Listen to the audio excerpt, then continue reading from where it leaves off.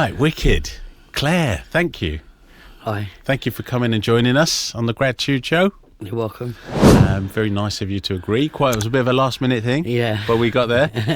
And yeah, just wondered if you'd kind of share some of your life story with us, some of your recovery and the early days as well. Yeah, sure. If I can help anyone, then that's what I'm to do nowadays. That's what I like to give back, because I was helped. So I like to give back now and see if I can help anybody else. Yeah.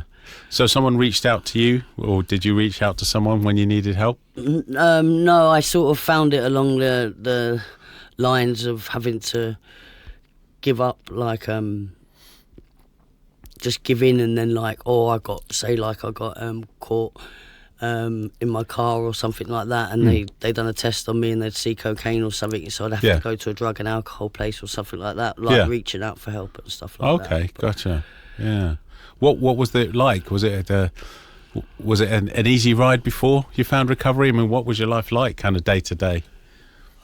It was madness, unmanageable. It was a lot of pain and suffering, to be fair. Like, I come from like an alcoholic sort of family, sort of thing. Not all my family, but my dad left when I was 7 years of age, and he left for another woman. He left my mum pregnant and three other girls, and so my mum went to rehab once, and when I was clearing her house out, I found a letter that she had written, said like about her life that she never really said to us about and stuff, and she said that she tried to hide drinking from us and all that, and then it got too much and stuff like that. But all I remember is loads of violence, loads of alcohol, loads of parties, Boxing Day meant Boxing Day in my... Really? Yeah, when I was a kid. Like, we used to dread it. Well, it always used to start Christmas night, to be fair, but Boxing Day... With all the booze and... Yeah, it was like with the parties and that, but my mum had very,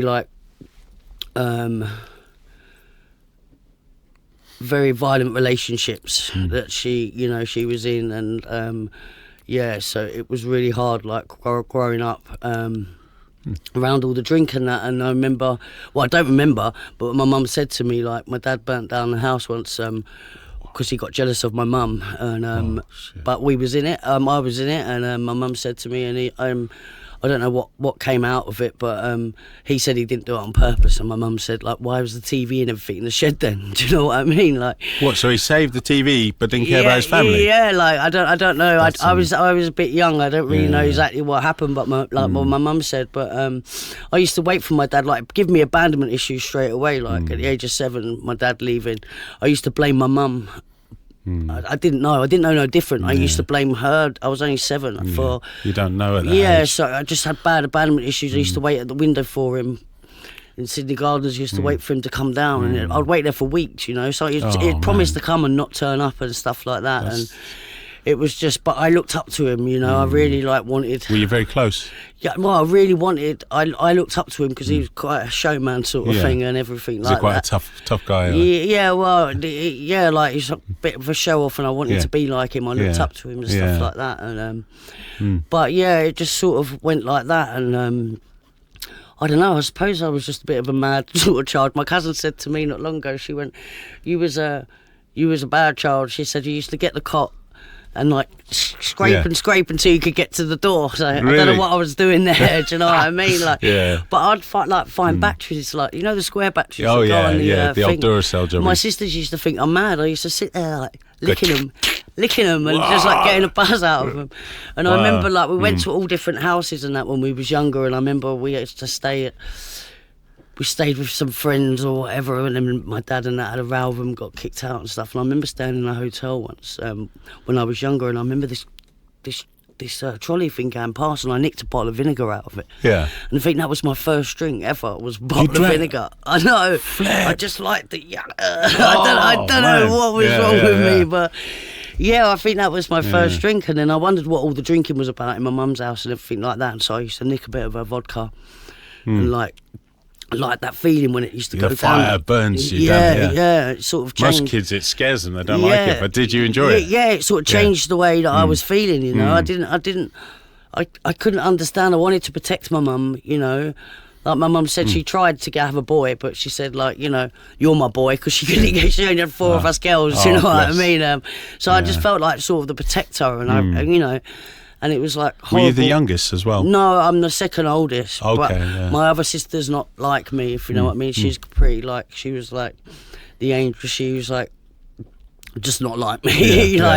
Everyone thought that I was the oldest. Okay, yeah. Because that's the sort of role that you're more in charge of the house. Yeah, that's the sort of role that I sort of took on and stuff. And it was just like, so it was like neglected quite a bit because of my mum's drinking. I don't blame my mum, you know. She's trying to do her best with what she had left with 4 kids, do you know what I mean? That must have been quite tough for her. Yeah, like, and obviously she had us siblings all different, and and so like. Was this in Brighton? Did you live in? No, I live in London. I'm a West London girl. I live in Brentford, but so like at school and that, like the teachers used to call me in and like in the dining room and that, and they'd be like, "Can you tell us what's going on at home?" and that, because I'd have like dirty underwear and stuff like that, and it'd be like, but you could never say what was going on at home. They were the rules, you know what I mean? Yeah. And I used to get bullied quite a bit at school for being that way. Do you know what I mean? Like when it was Christmas and people could bring in a toy and all that, I never had that sort of thing. Like, do you know what I mean? You've had it tough, man. Yeah, but I had like, my mum did her best with whatever. We still had a big sack or whatever. There was times that my mum really, you know, she really did try her best with what she could have. Yeah. Considering she was ill with alcoholism. Yeah, exactly. Like, and she wasn't really loved and everything. That letter that I found in her house that she had to rear up. She was like, her mum never cuddled her, and my nan, she was quite a big drinker as well. So my mum probably didn't know how to raise 4 children on her own anyway, you know. So, but it just sort of went like that, and then I was getting like sort of bullied at school and stuff, and then I remember this I think it was called Informer or something. It was a newspaper, local newspaper thing, coming with Brentford goalie, who was at the time, and they said to us, everyone, like, whoever scores past this goalie, the last one, can win this whole Brentford kit. And I remember it shining and everything like that, and I really wanted it because I never had nothing, you know, and I was just getting bullied for the way I was, and I really wanted it. And this one guy that was like, he used to bully me really bad in my junior school, Green Dragon, and he it was, the long and the short of it, it ended up just being me and him and everything. What, against a goalie? And like people were saying my name, shouting my name, and I was just like, what the hell? So, and then I scored and I won this kit, man, and I just, that lit me up. So I just like put everything into, tried to do football, you know, and I used to play for Brentford and stuff like that. And Did you? Yeah, for the girls team. And then they used to lie back in the day about an age, so I'd play for the women's team as well. They'd get me, but it got a bit too much. So my mum would be like, I'll have a bit of speed or whatever and stuff like that. And the ball would be over there and I'll be over there and whatever. It was a bit of a nightmare, but like, I didn't really like being in the house because of everything. So I had my little gang of like, group like I used to hang around with, and we used to do some terrible things, like just let down car tyres. Just normal teenage malicious shit. Like we would throw like water bombs at cars and that just to get a chase. And if they didn't chase us, we'd put stones in them. Do you know what I mean? Like, who just does? Step it up. Who does them things? And I remember one time we broke into this little hut thing, and there was some money in there, so we sort of halved it and that. And I went and bought myself some clothes. And I just felt better. I didn't feel so trampy and everything like that. So I was like, this is the way forward. Because I didn't know no different. Like, to be honest with you, like, my dad used to get our electric from a lamppost that he used to wire up outside. And my mum used to tell us to, like, lay on the floor when the TV licensed person come. And, like, my dad would empty the 50p meter and stuff like that. And I remember one time he lined us all up when we was young and we was at junior school, and he broke into the laundrette in Brentford and he ripped everything out. He took everything out and he lined us all up and he said, I need you all to swear on my lives that you won't tell anybody at school that I did this. And he made us all swear on his lives, and he'd done all these actions to say, because if you tell anyone, I will die, literally die, and done all these actions. Like, so it was a bit...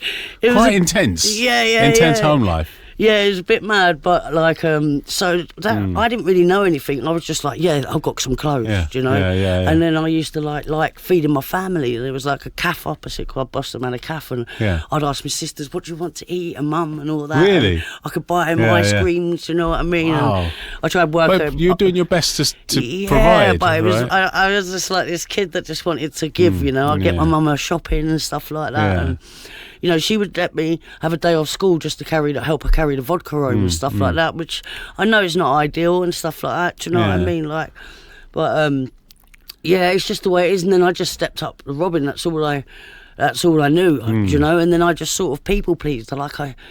It's like I just wanted friends and that, and so like I'd buy people and everything like that. And but that probably comes from, you know, if being bullied at school's pretty harsh. And when you scored that goal and the whole school was cheering for you, that gave you that acceptance and that you wanted, right? That people liked you. And that's probably you know, that's a powerful it's thing like to a chasing kid. Chasing that, like you know, because it's a powerful thing when you haven't had it, I suppose, to feel that. Yeah, you know, and it just went. It just went from there, so just like robbing and stuff like that, and what, like street robbing or no, like I used to get like I used to break into offices. I used to pretend that go in the back way or whatever, and I'd say to them like pretend that I was asking if they've got any jobs or if they need any cleaning or whatever. But I'd take the petty cash or take things, or I'd take a proper little petty thief, weren't you? A real one. Or I'd take like whatever the petty cash box is. I'd take all the wages. I used to have brown envelopes, wages. I used to one time I nicked £5,000 out of a drawer. Do you know what I mean? I was only young. Do you know what I mean? And I was like, pretty daredevil. People knew that I had the money, so people were lining up. I'll give them all £20 each, and then like they'd be like, "That's all I'm getting." My sister made me pay her £20 to make me a bowl of cereal because she knew I had the money. But I was just, and then like I just got this name like through robbing. Well, not really this name. What it is I went. Everyone wanted to rob with me, but I didn't think people could do it the way I did it. They were making me hot and stuff like that. So, but I did take this one boy one time, and we went round the back of the industrial estate in Brentford, and we was asking, you know, got any work and all that lying sort of thing. But obviously, if there was work, we'd do work. Do you know what I mean? Like I used to work on milk floats and stuff like that, but. That wasn't the attention I was going there for. Do you know what I mean? You were going for real money. A recce, see what they got. Yeah. Like, and then like, this guy said to us, I only say this story because like, I don't really want to talk about abuse or anything like that. No, you don't have to. But I only say this story because I let it define me all my life, like what happened. So it was like, this guy gave us the keys to the boat, and he said to us, "Do you want to go on a boat ride?" We was like, yeah. And we was thinking, fucking idiot, why is he giving us the keys for? We're going to root out his boat. So we went to the canal, rooted out his boat. It was trampy, it was horrible. It was only a small boat. And the only thing we could find in it was like this crocodile Dundee knife, this big knife. So we was about to leave with it, but he come back with some other guy, but the other guy went. I don't know what he was plotting or whatever, because I didn't know what was to come, and he locked us in there. Oh shit! And was in that boat for quite a few hours and tied Were you us on your up. own? No, I was with a friend, but he was the same age as me, so I was only 13 at the time, and he was it a boy you were with? Yeah. But I like made him do things to me as well. He like, but it was like monster, man. Yeah, and he tied us up by our necks and stuff like that. He even had the audacity to say that I earned a knife at the end of it. Do you know what I mean? But flipping hell, it was like. That's a dangerous situation. It's just something that happened, and then like, but it went. Yeah, it was. And that defined you in what way? Because it went on Crime Watch for them to try and catch him. So it went on Crime Watch TV, and I mean on the TV, and then loads of people rung up, and so they by the police station there was like a big bus full of people that we had to go, and we was in blacked out cars to go and identify him and stuff, and it was like everybody in the area knew about it probably. Yeah, even though my name and everything wasn't allowed to go on Crime Watch because I was a kid. Yeah, like everybody knew about it in the area, and people coming up to me and everything like that, and I hated it. Yeah. You know, and I was hurt, and it made me angry, and I didn't want.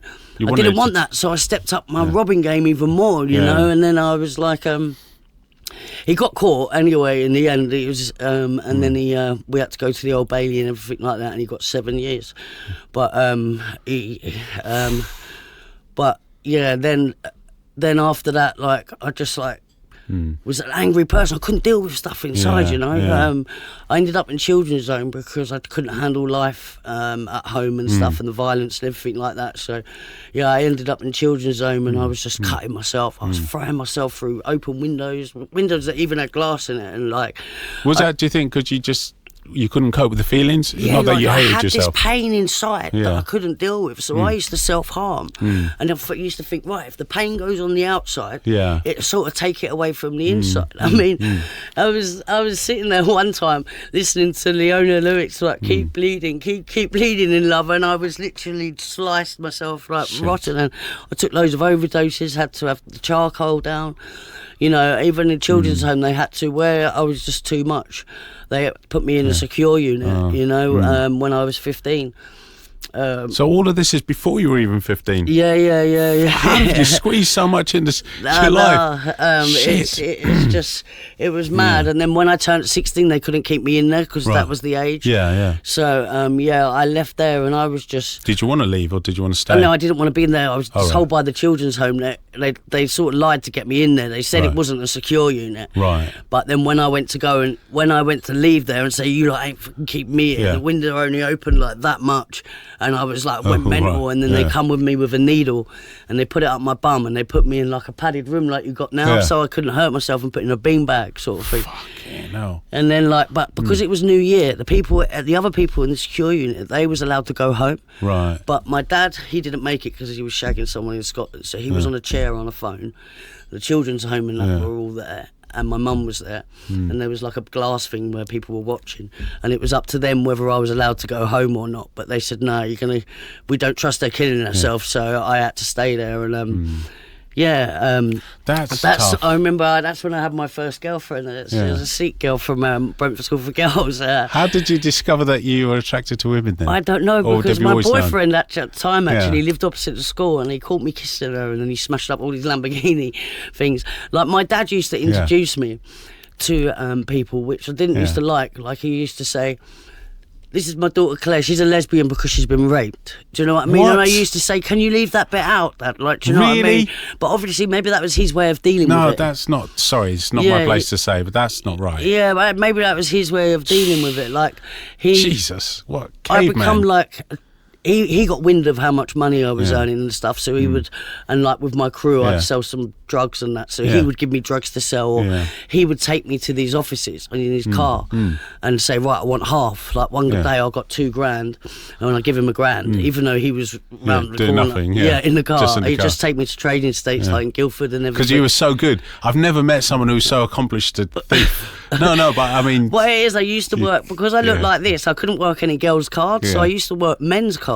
Cards? Oh, right, credit cards. Gotcha, and because of my education so rubbish, like my writing and that's terrible, so I'd go into like Boots and get a tuber grip. Yeah. And then like sign the card, as if like I couldn't sign properly. Fucking genius, though. I know that is genius. No, it's stuff I really am ashamed of, to be fair. Yeah, but you were doing the best you could at the time. Yeah, well, I do think now, I think, oh God, like these people that I robbed off, like they could have had no food or anything. Like, you know, what damage did I do to these people? You know, like I was robbing all this, you know what I mean? And there was another boy that had sort of the life that I had. Some of the people I hanged around with, they were quite smart. Their parents looked after them. Yeah. But there was a boy that had my life a bit. Do you know what I mean? So I'd like give him money so he could get clothes as well. Yeah. And then my friends got annoyed with it, so I had all these £50 notes and I burnt them in the swing doors. And then I waited till it got halfway down so they couldn't do it, and they was all chasing me like, "Give me! Why would you do that?" But it was just because I just thought, why does it have to be about money? Yeah. You know, like.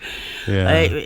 It was, I didn't really understand life. I didn't really get life. I was like, just robbing, doing whatever. I got done really bad. I was trying to people please, like with partners. I just wanted to give them everything. So, but tell me about the Sikh girl. So how did that come about? How did you? Oh God, mate, that was mad. Like I used to walk from children's home, all the way down to where she lived in Ustley, just to wave at her the window, and it was like miles, And my manager at the manager at the Signets in Hamworth, he used to get a bell, like a school bell. Yeah. Because I used to sleep during the day because I was out at night. Like I used to rob in cars. I used to check all car doors. I used to on the way and everything. And So he used to try and get a bell and try and wake me up in the day, so wouldn't be awake at night. But I used to be mad even in the children's home. I used to put all the windows through, and I don't know. I think I was just a messed up child. Do you know what I mean? Well, it's understandable, you know. Yeah. But I can see that you've got a great heart, because even though you're robbing and stuff, you're giving people money, you're making sure they've got food. Well, that's why my friends started calling me Robin Hood, and I liked that name because I didn't want to be that girl that everybody knew from Crime Watch. And so I took that. I liked that name, Robin Hood. I'm not proud of it now, you know, but I took that, so I upped my game a bit. But I ended up like in Holloway back in the 90s. What was that like? It was I had to give it the large, but it was scary, you know. I was only 17, do you know what I mean? And when a couple of my boys went to prison, they went to Felton Remand, so they had like computers and stuff. I was there. I met Rose West, do you know what I mean? Really? Like, shit. Yeah, like not like because she was protected, do you know what I mean? And we was all like, kill yourself, hang yourself, all that. Like we weren't allowed to visit, because when she had a visit, the whole visiting room was all locked off and stuff like that. But it was quite scary, like, because I went straight to Holloway, and these are going to young offenders. There was no young offenders for women back then. Do you know what I mean? It was just straight there, like. Shit. So you got women that have stabbed people, like murderers and everything. And you're just with them all. So you got to show that you're not a pussy. You know, be quite tough. Yeah. So I've always had to have that front on, you know, so no one can see what's inside, what's going on inside. So I've always masked and acted, you know, the way when really I'm just full of fear inside. I didn't realise I was full of fear until I worked the programme. But you know, I thought I was some nutter gangster. No, nothing like that, you know. So how did the drugs kind of creep in and take a hold? Because I'm guessing there's a story there. It was we used to start doing like Tipex thinner and my friends and Puff, and we used to do loads of bongs and stuff like that, and then we started on trips, and one time I freaked them all out because we broke in this office, derelict office, and I took a microdot and I turned into Freddy Krueger because my mum used to make me watch horror movies at night with her, and I can't watch horror movies no more, but you know, and so it must have been something in the trip that set it off. And but then I discovered ecstasy, and that made me love, you know, and I was just like, oh, is everyone all right? Do you want money? Do you want money? And it made me like love. So I used to just pop loads of ecstasy because it sort of took away the hurt that I was going on inside. So I just was pill popping a lot, like, and I'd done all my raving days, like when I was younger, you know, when I weren't old enough to do the raving. But I'd done all like my raving days and all that then. So it started off as fun. As kind of release and you know. But I used to always be one that was a bit madder. Like we used to jump over buildings, high buildings, and like because I was the only girl in the group, I always wanted to prove more. So like one time we was all pinning up our head, and I slipped on this building, and my whole of my leg just fingered up, and it was pouring with blood, and everyone's going, Claire, look at you. And I was like, oh my God, the buzz, it's gone straight to my head, everybody do it, it's wicked. And everyone's looking at me like, you're crazy. Fucking hell. You're absolutely crazy. Jeez. But to me it was like it was mad. It got me out of what was going on indoors and what was, you know, it got me in a different world. You know, it was working back then, you know. So so the drugs were working still at that point? Yeah. And then I was like in and out of prison in the 90s, and I remember this one woman, well, when I was in prison one of the times, because I was like 96, 97, 98, 99, and this woman, she was like, I've been in here every year for 24 years, and I looked at her and I thought, fuck, I got to stop getting caught. No, I'm joking. No, I was more like, that's not what I want for my life, do you know what I mean? And while I was in prison, I had the police come, and I thought, fuck's sake, what are they going to charge me for now? But they didn't. They needed my help, because that guy that done that and was got charged. He come out and did it again to someone in Hammersmith. So they asked me for help because he changed his plea to guilty, and they was like, so obviously we know he can get hard on him. We know he's violent because of what he did to you, but he's saying he can't do these things.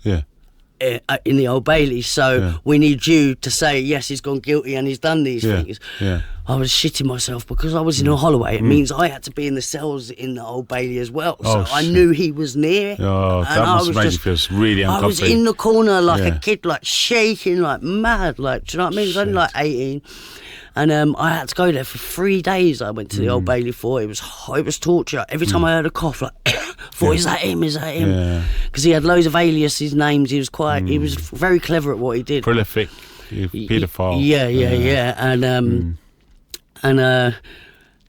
So I was there for 3 days, and then in the end, the judge sided with his solicitor and said it's not fair if she comes up on the jury will know he's did it before. Right. So that was a waste of time. But I did hear on Heart Radio when I was going back in the sweatbox that he got guilty and he got 12 years. Right. So that's the last I heard of that. But fucking hell. Yeah, the last time I went to prison, like I got done for drink driving. There was one time that I wanted to please a partner, and so I went to go and rob a milk depot, and the police pulled me up.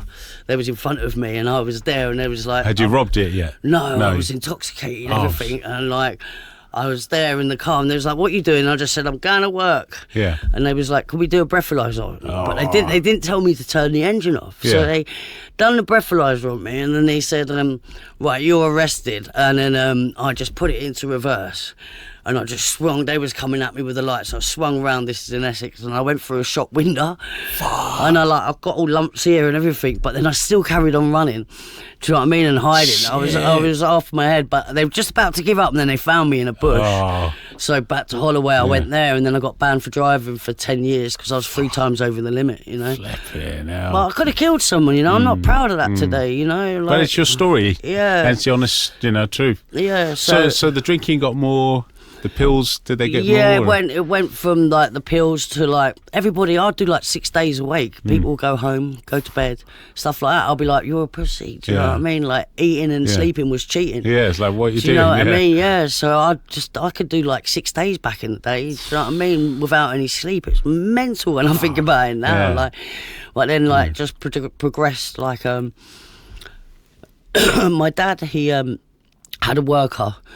I went to stay with him because basically I got involved in a relationship that the family of this relationship, it was bad for her to be gay. Yeah. So that family tried killing me loads of times. Like, what, because she liked you?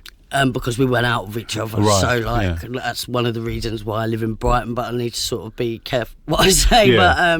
But so the mum would do anything to try and kill me. She would say like, she used to buy like, say, what do you call it? Like people go and sell meat, they rob from shops and they sell it to someone and stuff like that, or wash and go and all that stuff. And she used to say, "No, I don't want any of that. But if you beat up Claire, then I will give you 20 quid." So I had like heroin addicts in London, I had coke, crackheads, I had everything. Everywhere I walked, like they were after you, beating me up. Literally, it was just like, and then they'd go back and get the money, and it was 3.5 years in abuse. My grave actually got dug, and it was one of the family that told me it was dug. It gave me a heads up, so that's why I'm not dead today. I'm on the M40, and there was 2 people waiting with an axe, and a mum was waiting with the petrol filled up, tank filled up to take me there and everything, but I got a heads up, so I got away from that.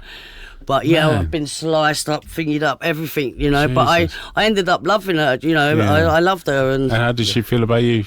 She's still sort of trying to torture my life today, but I don't really want to.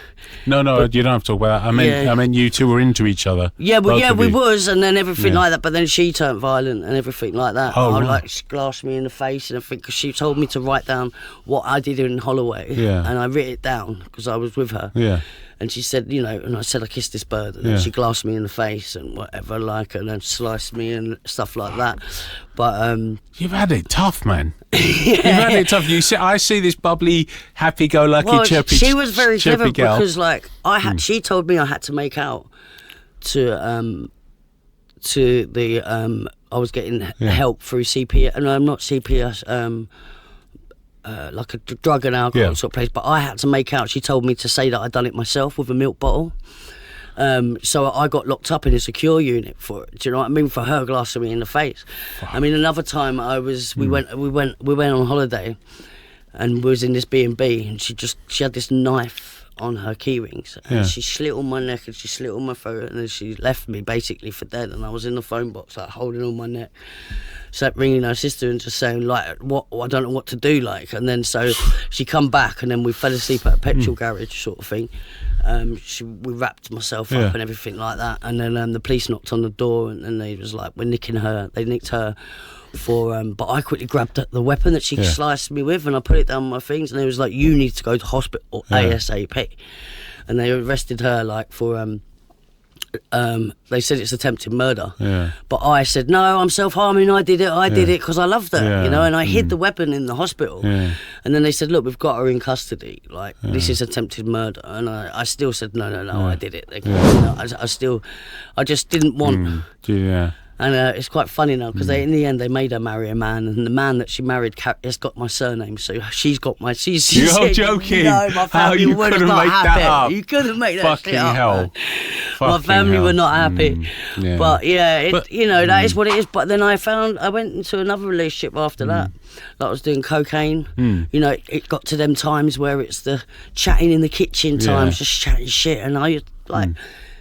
If I knew a secret or something like that, I'd be like, right, I'm not going to tell any person this and this person is. It gets to like 4 a.m. and I flipping ended up saying... I feel really close to you right now. I'm going to tell you. And it's like, and then you start worrying after the next day, shit, why did I say that for? We've all been there, mate, don't worry. Yeah. So it was like that. But I met like my soulmate, this girl, and I was violent to her, like, do you know what I mean? And well, she was a bit violent back, but I was more violent to her, and she was like my soulmate, you know, and I feel gutted about that because, you know, her kids like see stuff, and I will be making amends to them at some point, but like they didn't know which Claire they were going to get when she walked in the door, you know, like it says in the program that I work now, it says in the book like Jekyll and Hyde, and that's what I was. Do you know what I mean? I didn't even. Things in my head would tell me things, and I would believe my own head. Yeah. You know? Most people do. Yeah. They don't realise how this thing works, isn't it? Yeah. So like, I feel like I hold a lot of regret, and I've always said that I'd never forgive myself for stuff, but you know, stuff that I've done. Like, it's important to though. Yeah, I have now, but only because I work a program. But I didn't think a year ago. I said I wasn't. There was no way I was going to forgive myself. But then you're putting yourself in eternal pain, aren't you? Yeah. You're beating yourself up every day, lashing yourself. You know, there comes a point you have to go, like, I wasn't well. You know. Yeah.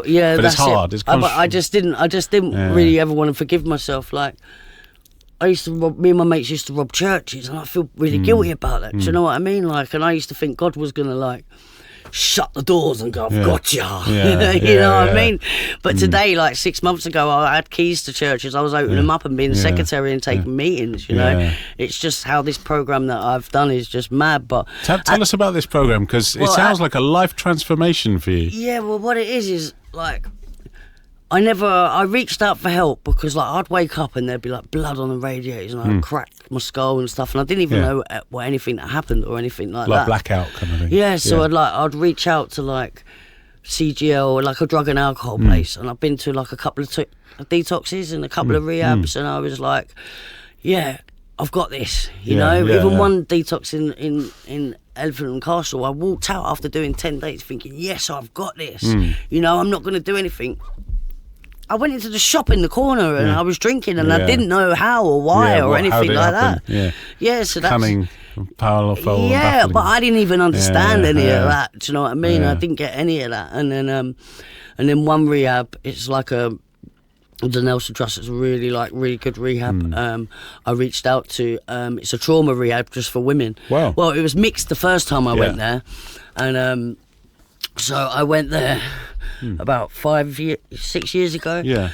But I was having bad body memories that were coming out at night and stuff like that. I didn't know it was like the trauma and stuff that had, because I'd just been using all my life, you know. I didn't understand any of it, and I ended up smashing up my room there.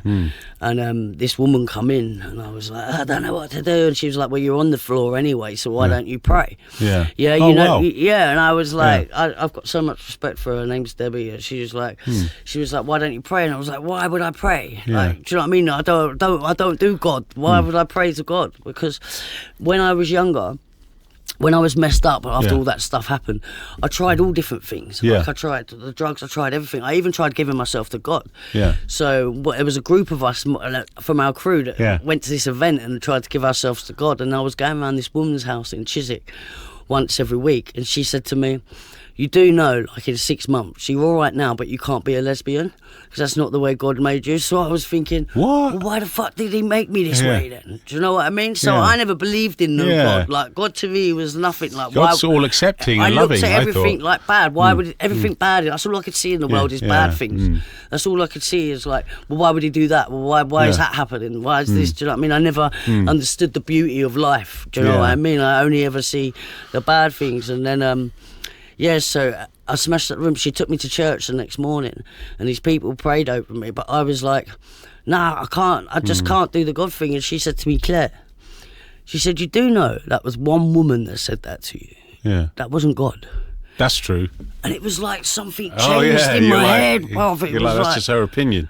Like something changed in my head. I don't know if it's like a psychic change. I don't know what it was. It was like, wow, all these years.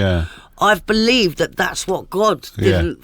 Do you know? And it wasn't. It was just one woman. One hearsay of one person. Yeah, it shows you how you can be conditioned by so stuff. Easily. Same with like my dad and that being conditioned. I remember in this in the rehab, I see a horse on the wall. Yeah, and it was tied to a chair, but the chair was plastic. Yeah, but the horse didn't move. Huh.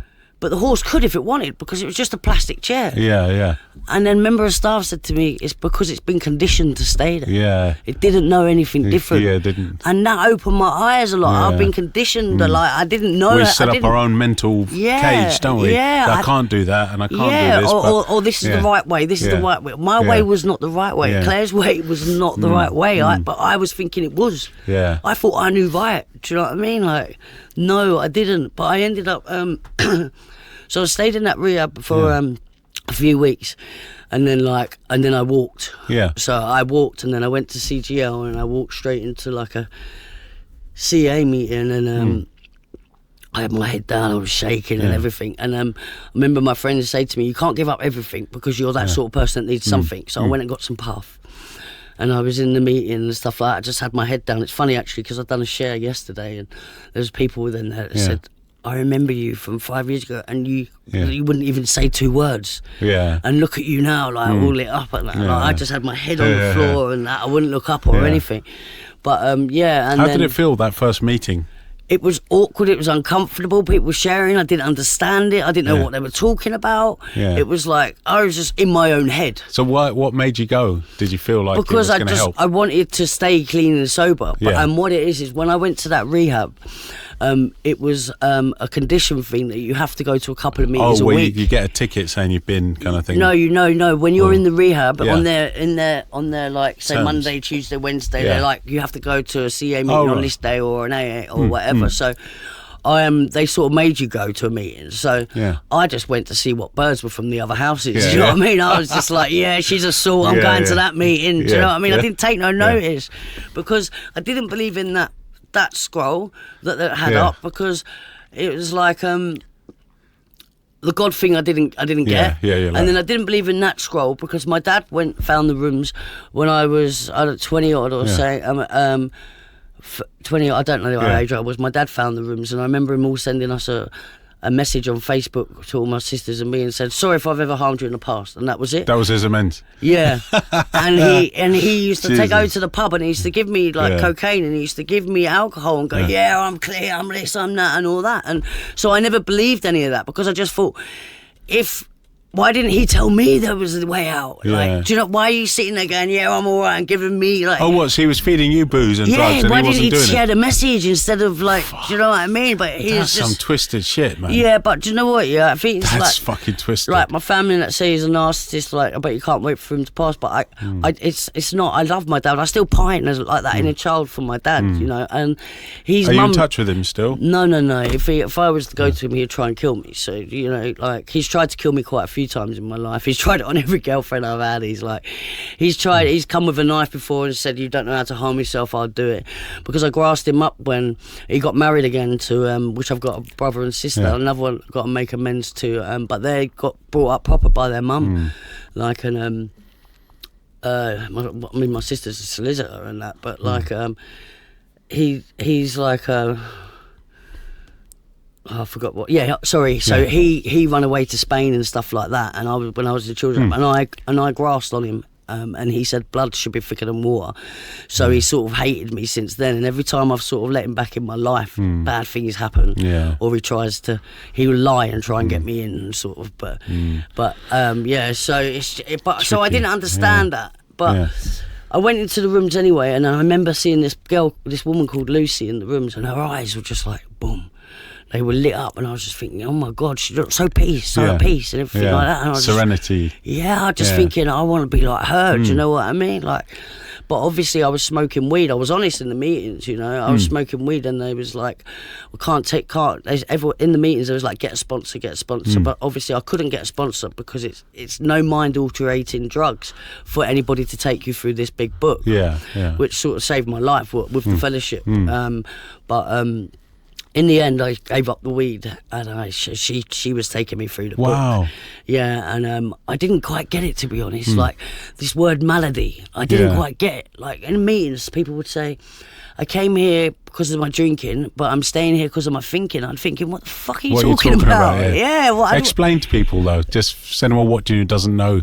Yeah, but I still didn't get it then. Like, about my thinking. It's my thinking that's out of control. Like, do you know what I mean? It's like, I will believe I've got a head that will lie to me. Yeah. I've got a head that will tell me to drink, that no one likes me, to kill myself. Do you know what? It's Fridays, and we can just have one, and then go home and have a nice evening. Yeah, I've got a head to tell me it's my best friend. I've got a head like... just have a cheeky line because it's my birthday. Yeah, exactly. Yeah. And it's just like... so I didn't quite get it, but I'd done the step 4, and my mum was ringing me at the time. This was around lockdown. She was like, she's bad. She was in Plymouth. She was bad on, like I said, she's bad alcoholic and drugs and stuff. And she had a fall, and she was like, well, I was trying to do step 4, which is you write down everything about what's happened, you know, all your resentments that you've held and everything like that, which flipping freed me. But that's another story. But that must be quite difficult to do. Oh, it was hard. I reckon that takes a lot of honesty.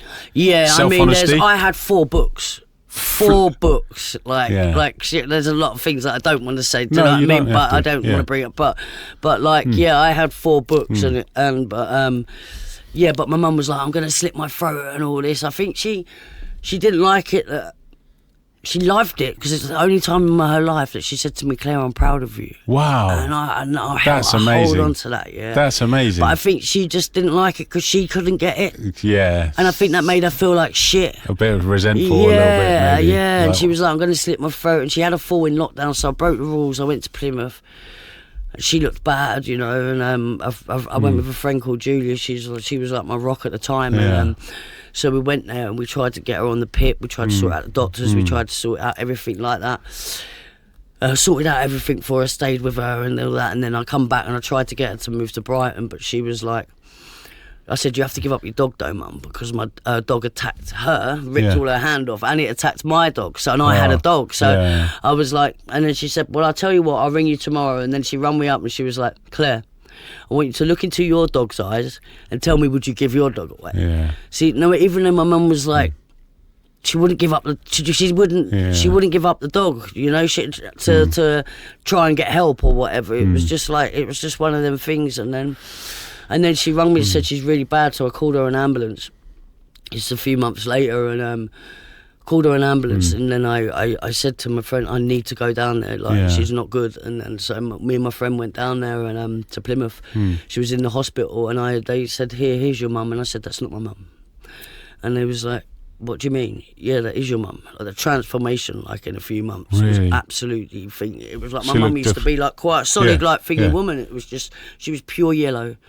Bones. It was so horrible to look at, and she was like, and they said no, she's got like cirrhosis of the liver, malnourishment. She had a few things wrong with her. A couple of nurses would say that she would be all right. A couple of them would say no, like she's been cuckooed and whatever. And they was just like, there was just like.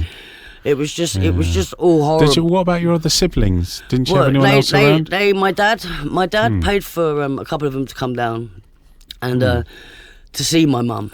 And but my mum didn't like my dad because everything was about him. Everything was about him. My mum would not have wanted my dad to see her like that. Yeah. He would have been like, you know. So lauding it. I even though my mum couldn't talk of that, there's no way. My dad wanted to come down with him, and I said no. Yeah, no way. So then he was sending me messages saying,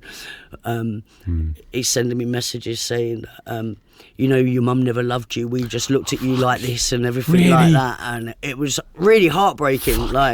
So that was another reason for him to hate me. And then it was just like, and a couple of my sisters come down, and then I said to him like, no, you go in. I can go in at any time. You know, I'm allowed because I'm always here. And then and they said they come down and they said they put a do not resuscitate on her, and I was like, what? And then they went home.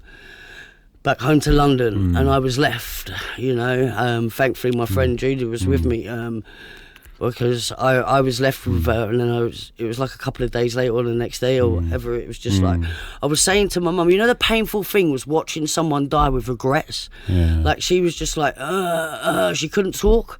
So I was trying to do something to her, going, Mum, what are you trying to say? Sounds like two words, things. So her last words to me was, silly cow. Oh, really? Yeah. But like, so like, I said, what do you mean do not resuscitate? Like, but then I just spent all the time with her. Why did they say that? Because she got pneumonia as well on top of everything, and they just said like it's like it's unkind to let the person suffer longer. And well, they just said like they were going to move her into a room. I said, well, I'll let you do what you need to do into a private room. Went downstairs for a cigarette.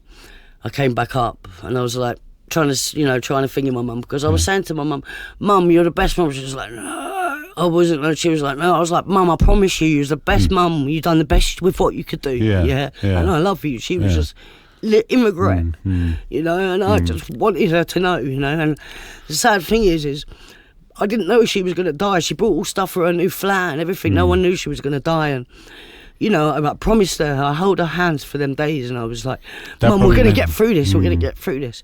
But when I come up from that cigarette, I said, oh, look at you now, Mum, in your posh room and all that. And even though she couldn't move for them days, she shot up. She put her arms around me and then died in my arms.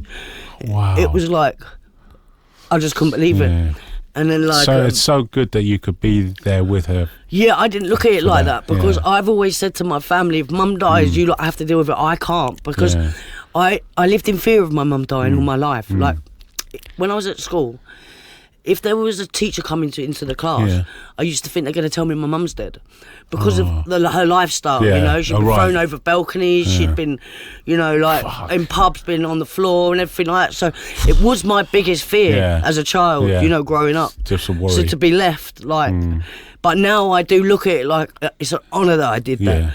At the time, I wasn't like that. You know, it was what a wonderful thing, because in her last moment, she would have realised how much she loved her. Yeah, well, someone put on Facebook, I didn't know what to do. I felt on Facebook, like, what am I going to do? My mum just died in my arms, and someone said, go up to her and like hold her, and like she held you when she was a baby. And, you know, I did. And then, but when my mum died, her mouth and that started moving, so I started giving her mouth to mouth. And that nurses and that were like, no, sorry, we forgot to tell you there's an after bit, because I was like, she's still alive. After bit? What? Say well, move apparently around? When you die, there's another bit that comes out, and you're like, so.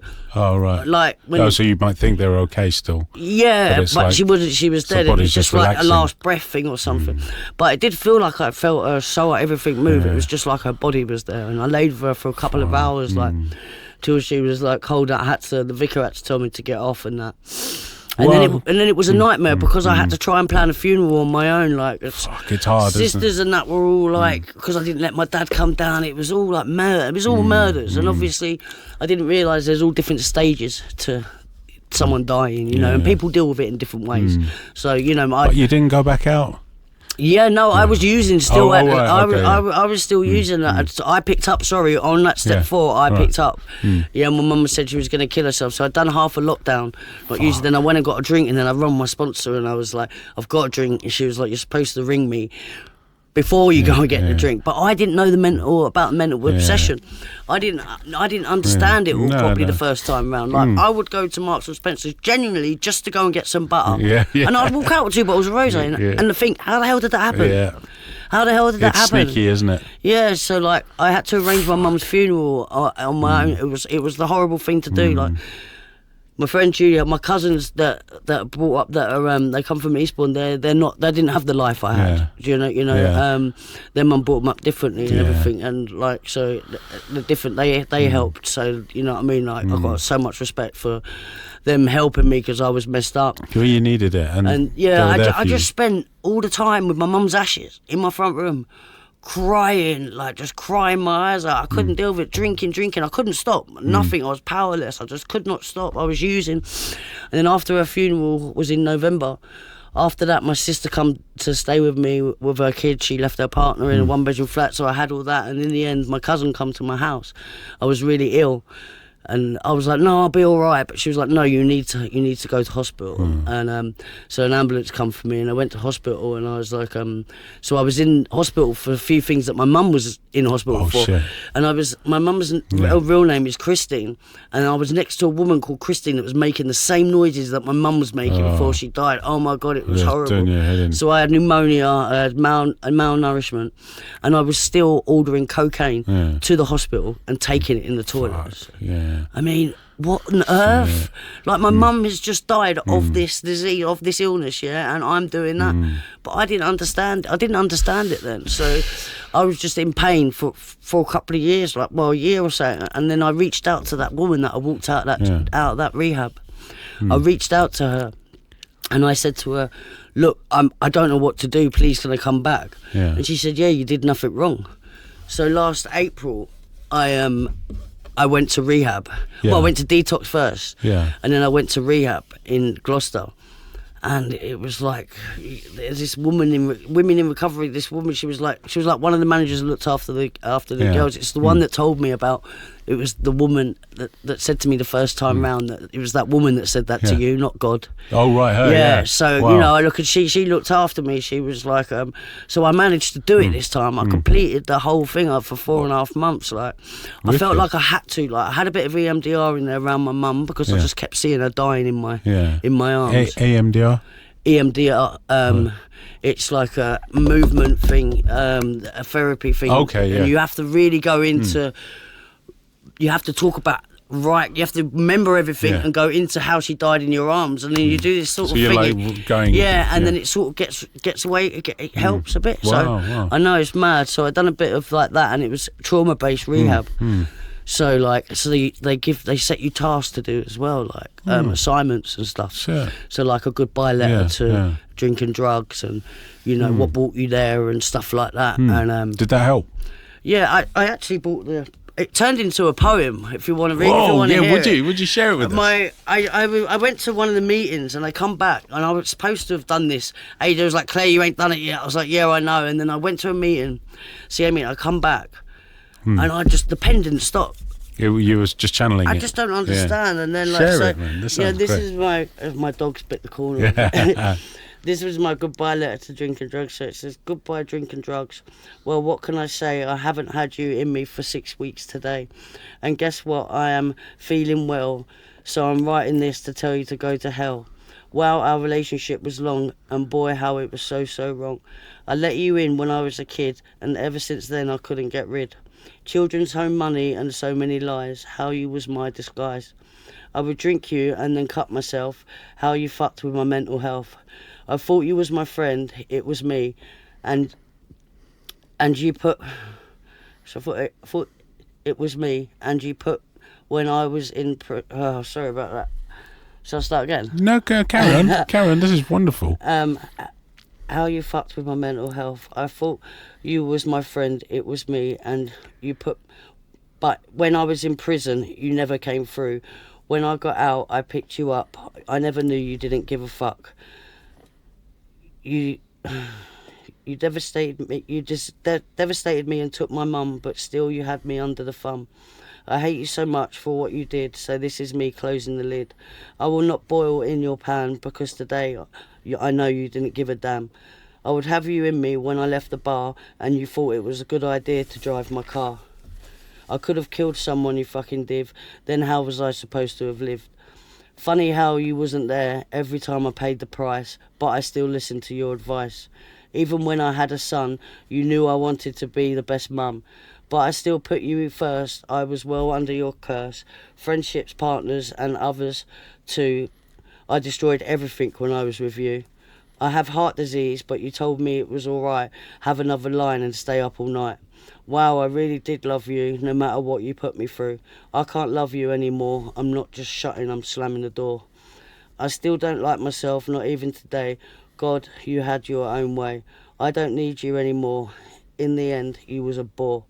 Just me and you, isolated in my flat. Thank fuck I am out of that. You really did mess with my head, made me stay up and not go to bed.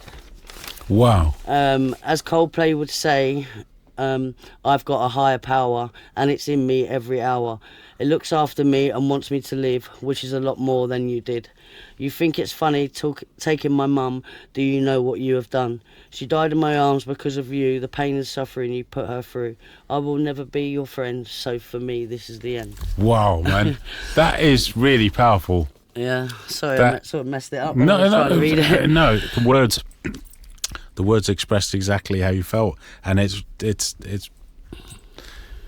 resonates. Because after all that thing happened with the travelling family, with the people that I was with, and I wasn't allowed to be with the girl. Like, I met this girl and she was a couple of months pregnant, and so I've got what I call a son. So I was there at the birth. It's funny, actually. I was there at the birth. She was biting me and everything. And then, they was like, the nurses and that were like, leave him alone. And she's like, it's a girl. And everywhere I went, everyone goes, doesn't he look like his dad? Doesn't he look like his dad?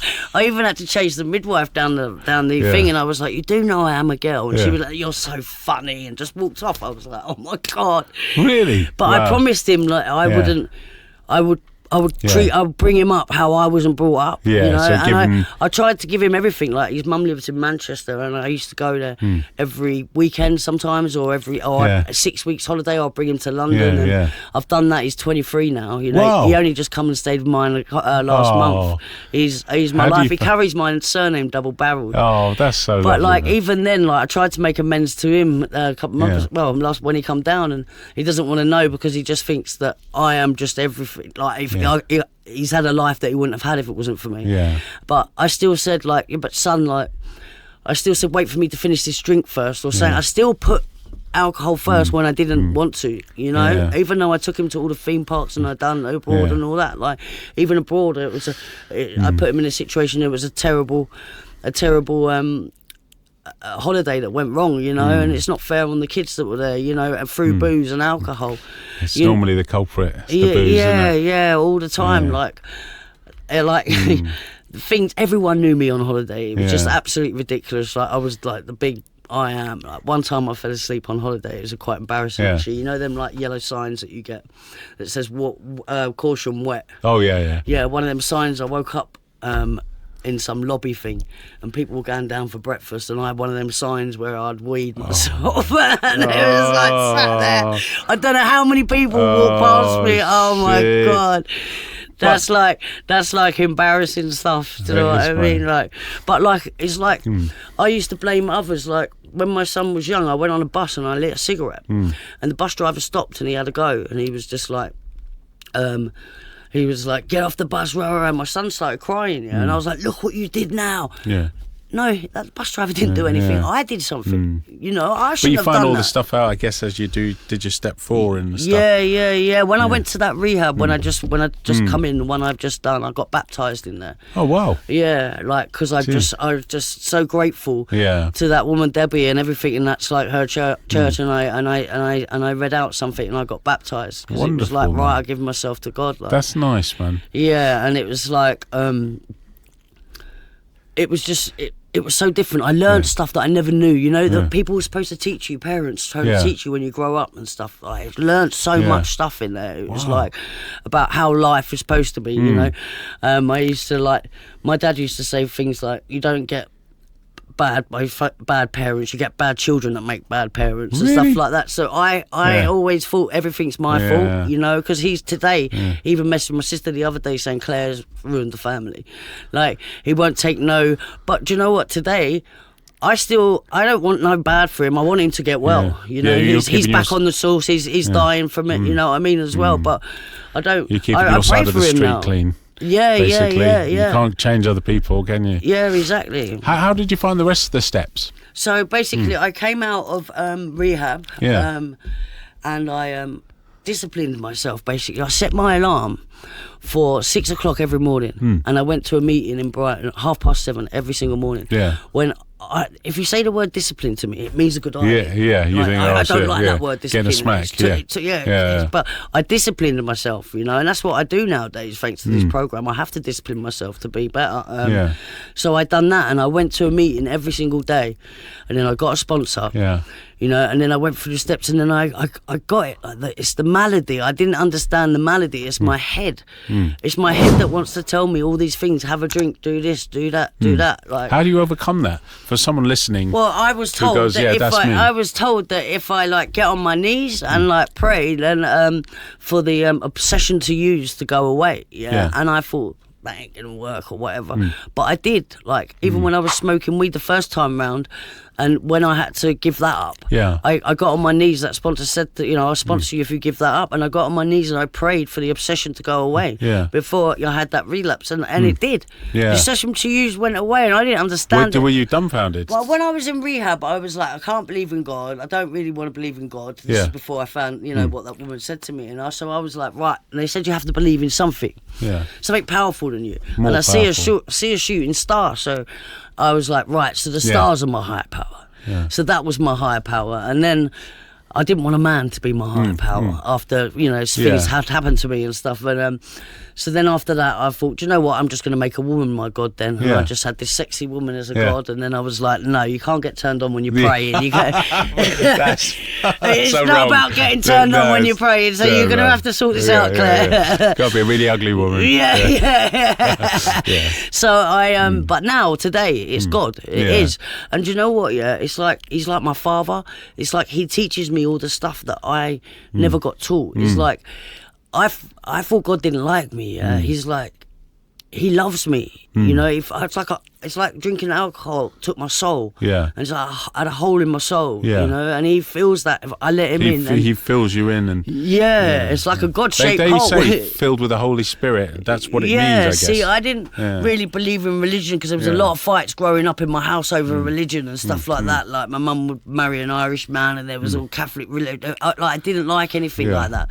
But then I like the saying, like, I like it, like when you say, like, religious people don't want to go to hell, but spiritual people have already been there. I like that saying. That is a Do you good know what I saying, mean? isn't it? Yeah, it's true, isn't it? So you don't have to be religious. You don't have to be anything. Like, but I pray to this God because I wake up wonky. Well, I wake up bent as I say anyway. But I wake up wonky, so I have to pray. You know, and give myself to God and ask Him what He wants me to do today. And you know, please direct my thinking, because my thinking, my head wants me to go and pick up, not to listen to the program. Is it something you have to practice every day? Yeah, but it's not. It's a few simple things. It's not. It's like, just get on your knees in the morning, you say a prayer, and then like you can do some readings, stuff like that, you know, and then you just like you go on your merry way. If I forget to pray, I forget to pray. My head. I start running the show. I start doing things Claire's way, and you know, like even today, someone was calling me a wanker, like trying when I was driving, and like normally back in the day, I'd be like giving it the large back up to him. I'm just like, I hope you get a program. Like, I just say to him now, I'm just like that, like, have a nice day. You know, because I've got a program that I can work. Like I see the beauty in life now, and I thought the world was ugly. You know, I see the actual beauty things in life. It's just. It's mad how I see the beauty things. I couldn't save my mum, but like And that hurts, but I made amends to my mum as well on a step 9, and it was like God was telling me, right, Claire, I want you to do H&I now. Yeah. You know, so like it was like so now I do like the hospital ward rounds in Brighton. You know, I go around there and speak to people and all that. You know, so maybe people who are in hospital for drinking too much. Yeah, the nurses tell you who's in there for drinking drugs, and you go up to them and you ask them. You know, you just show them that there is another way out. You know, there is, because I look at it like, this is my second life. That life, I don't. That life. That's is the old. Just, now I've got a chance. My mum never got a chance. You know, she died. So you've been given a second chance, basically. Yeah, and it's thanks to this program. Like, it's like it's a we program. It's not an I. It's not about me. You know, and people in the rooms, they carried me until I could carry myself, and now I've got to give back and do the same. You know, like there was a guy in hospital a couple of months ago, and he tried to kill himself, and it didn't work. So a week later, he tried to kill himself again, and his mum was like begging, like, you know, and I could see that pain in his eyes. That was the exact pain that I had. Yeah, and I was like, I said to him, I promise you, there's another way out. Like, you can't force people to do this. Like, I didn't get it the first time round, you know what I mean? But if I can help anyone or plant that seed, because when I was I went up to a prison last month or the month before in London, and I'd done a share there. You know, I never had none of that in Holloway. No one come to me or I had no good influence that would come to me and tell me that there's a way out. There's another way to live. Like, and do you know what I mean? It's just mad. So if I just, like, I'm secretary at CGL and stuff like that, and you know, I'm greeting in some meetings, and it's just, I give back. I turned to 1 year. I was 1 year clean and sober, and all of a sudden I let Claire's head run the show, didn't I, instead of God? So I was like, right, I need my own business, I need a partner, I need that. And I was like, I don't understand why people get resentments if you work the program, because I am free of all these things that happened to me after working the steps. I let them things define my life. All my life I let them define me. Why? I'm not letting that live rent-free in my head anymore. You know, it's gone. So it sounds like you're in a real place of peaceful inner peace. You've kind of addressed your demons, you've addressed the things that have happened to you, and you live in a kind of life that you don't need to medicate. No, exactly. It's like God medicates me. I know it sounds mad. Some people don't get it. Do you know what I mean? But like, I said to my mum, please. She was like, nah, I'm not doing that God thing. I was like, you don't have to believe in God. You can believe in anything. People can believe in anything.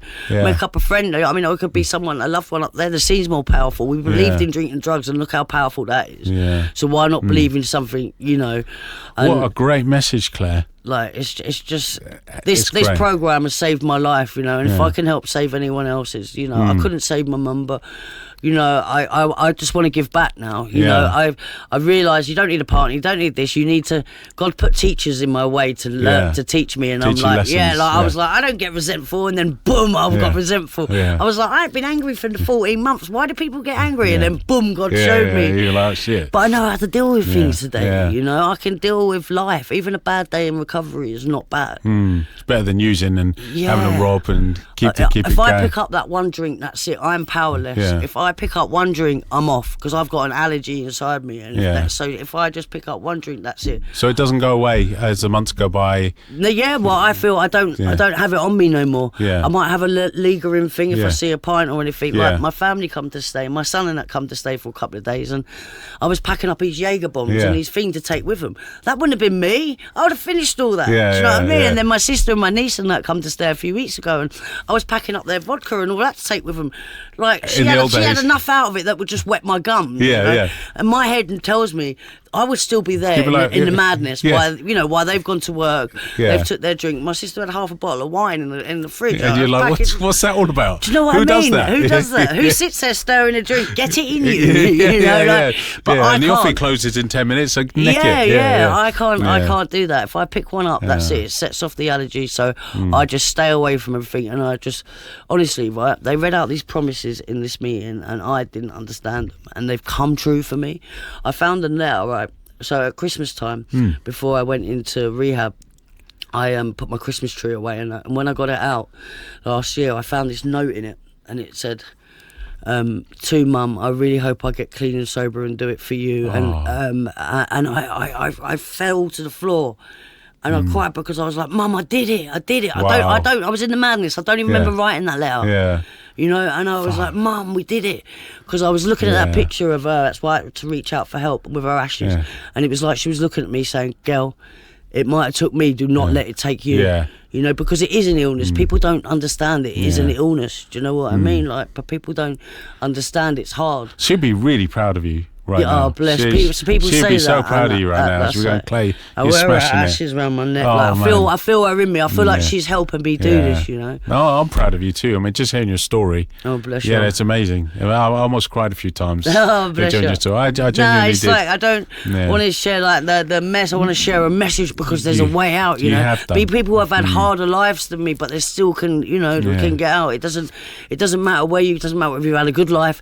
It doesn't matter what life you had. If you're like me and you're one of me, and it's you know that is, I am the real deal. The real deal, so if I have anything, that's it, I'm off. And you know, like people say, there's always, you know, another relapse, but is there another recovery? Because you lose so many people. You lose so many people to drink and drugs, and it's so sad. But I now pick up my nieces and nephews, and they don't see no alcohol. Do you know what I mean? Like my son's got a child, a grandchild. You know, I play with, but they don't see no alcohol. If I can break the circle of what, you know, of growing up, do you know what I mean? And that's amazing.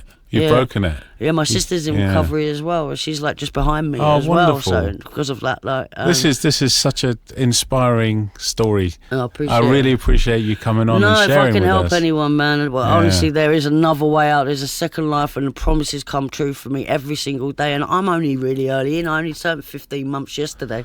But that 15 months is 15 months. I've got a lot to learn about myself, so I'm spending a year or two trying to learn about myself and give back to help others, because that's what God wants me to do, you know. If I can save anyone or plant a seed. You probably planted some seeds today. And also, you're on a journey of self-discovery. So, you know, when you're in the madness, I guess you can't really learn anything new. Yeah, I'm teachable today. You're unteachable. I never used to be teachable. Yeah, now you're like, wow, I didn't know about that, about myself even. Like when I was in rehab, and then I started crying my eyes out, and I said to this member of staff, I feel naked. I feel like everyone can see me. I feel really naked. Why? And she said, like, I think you're having a spiritual change because you drop your mask. Yeah. You're being your authentic self. Which is scary. Yeah. I was like, what does that mean? What does your authentic self mean? But it's amazing, and I have all these like moments, these light bulbs, these mad moments, these feelings that are just wow. Thank you. I feel blessed today. I feel blessed that you came on the show, mate. Thank you. I appreciate it. We normally end the show, I come around and give you a hug, is that all right? And Chris will get cool. a few snaps and nets or whatever. Here we go. Thank you. You're Appreciate welcome, that. man. You're welcome. Appreciate it. Nice one. Let's take a few